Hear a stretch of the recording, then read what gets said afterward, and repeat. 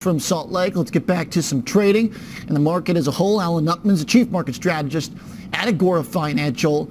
Alan, you are not a bull that breaks easily. Are you being tested by this market this morning?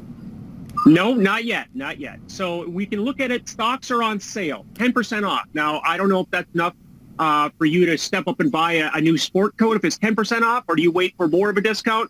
You know, it just depends on the person. Definitely more. All right, so let's look at where we are.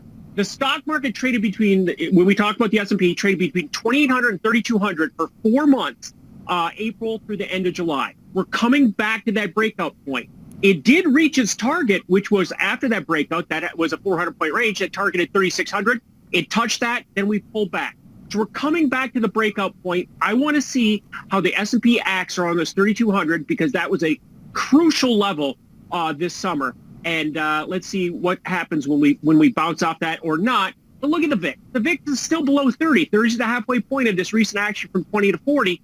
And, you know, we're getting some big price sell-offs as far as price, but not percentage. And we're 10% off the high that was just made September 2nd, only 3 weeks ago. So, Alan, to be clear, I was commenting on the suit discount. I would never project my own market views on anybody. But look, when you go back to the COVID high, the pre-COVID high, I mean, we've now dipped back below it. So the big run that we've had, to your point here, I mean, at what point, though, does it become a downtrend? Because I know, again, you're not a perma bull, Alan. There's been periods where you flipped the other way, if even briefly, though. So what would become convincing to you that trying to buy dips is fighting the wind? I think if we were below 3,200 and we couldn't rally and bounce back, if we don't get the buyers, if we don't get the bargain hunters to come in and you know, scoop this up, then maybe I might have a bit of a pause. But there's always going to be up stocks. You talked about last segment, took a little of my thunder. There's always up stocks even in down market. There's down stocks and up market. So right now it's about being smarter and more selective and actually being a good trader as opposed to just jumping on the macro market. All right, so what's your laggard today that you're looking for a bounce on? All right, here we off with MERCK has a PE of 15, so it's cheap, okay? So at least open your eye. Okay.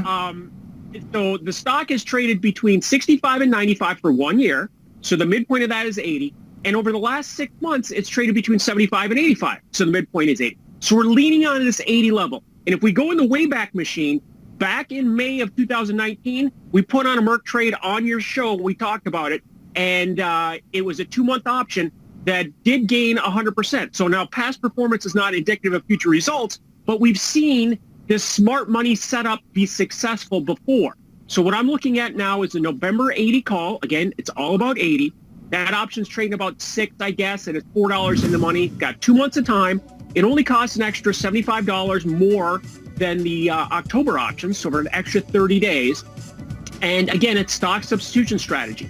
So if we get a breakout of this channel, the next leg up, breaking above this 85, is 95. So if and when we did reach 95, this option would be significantly increase in value, and that's the idea. The in-the-money options with a high delta, a modest move in the underlying stock gives us a big payoff.